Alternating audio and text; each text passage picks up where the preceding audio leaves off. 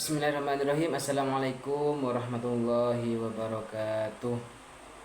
Yang kami muliakan, yang kami hormati, yang kami takdimi, pengasuh Pondok Pesantren Jamil Hasan Genggong Al Mukarram Kiai Haji Muhammad Hasan Mutawakkil Allah SHMM, dan juga yang kami hormati Bapak Rektor Universitas Islam Jainul Hasan Genggong, Bapak Dr. Abdul Aziz Wahab BAMAG, dan juga yang kami hormati Ibu Hawa Hidayatul Hikmiyah MH selaku dosen pengampu makul otopsi psikologi pengampu psikologi hukum. Nah, di sini kami itu akan mempresentasikan masalah otopsi psikologi. Nah, otopsi psikologi dalam dugaan bunuh diri. Maksud dari otopsi ya, nih. Otopsi ialah itu otopsi itu mayat, bukan mayat ya. Bedaan mayat. Bedah mayat. Nah, itu. Bedah mayat yang maksudnya itu penyelidikan medis jenazah untuk memeriksa sebab kematian. Nah, kata otopsi ini berasal dari kata Yunani, berarti lihat dengan mata sendiri. Itu maksudnya. Ini otopsi. Otopsi ialah penyelidikan medis. Sedangkan psikologi ialah salah satu bidang ilmu pengetahuan dan terapan yang mempelajari tentang perilaku, fungsi mental yang melalui prosedur ilmiah. Itu.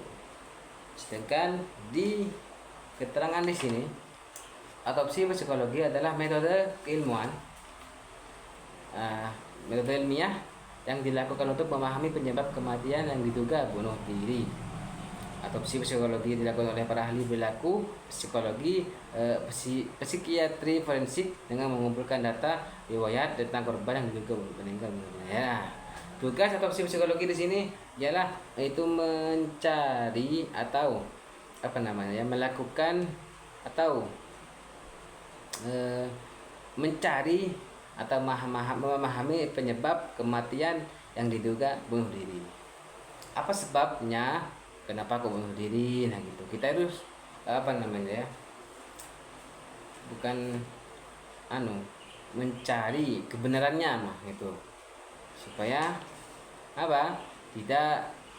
supaya tahu sebabnya kenapa kok bisa bunuh diri. Nah gitu. Itu maksudnya di sini. Dan juga otopsi psikologi juga dilakukan oleh para ahli psikologi.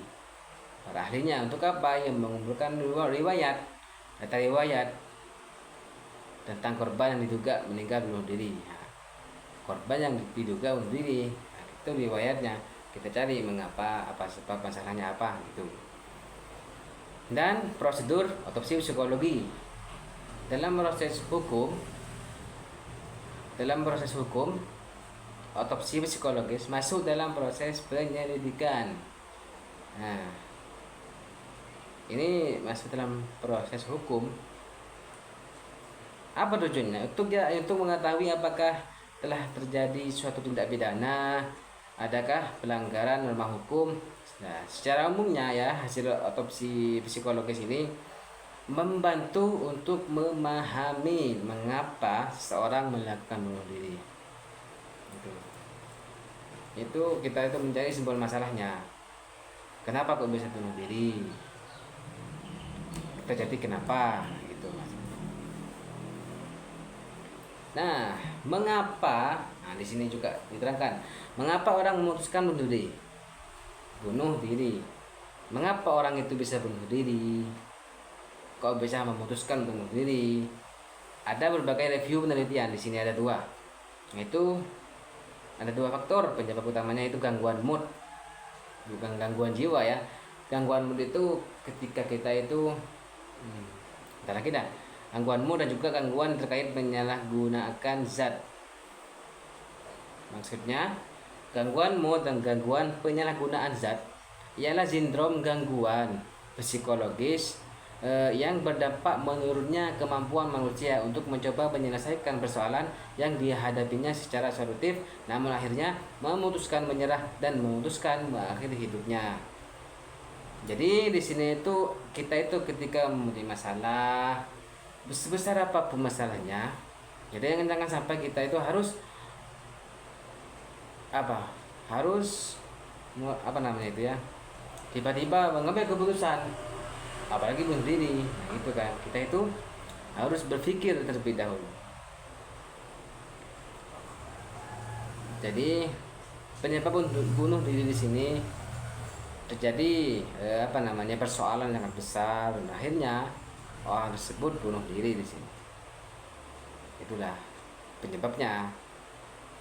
Sedangkan penyebab utama terjadinya bunuh diri ditemukan karena adanya gejala depresi. Apa depresi? Ya tadi itu sudah gangguan mood ya, yang ditandai dengan perasaan sedih yang sangat mendalam. Dan juga dengan kehilangan minat terhadap hal yang dicintai. Itulah penyebab bunuh diri, gangguan mood, dan juga disertai dengan sedih yang sangat mendalam. Sedih entah itu sedih tentang kehilangan seseorang gitu, atau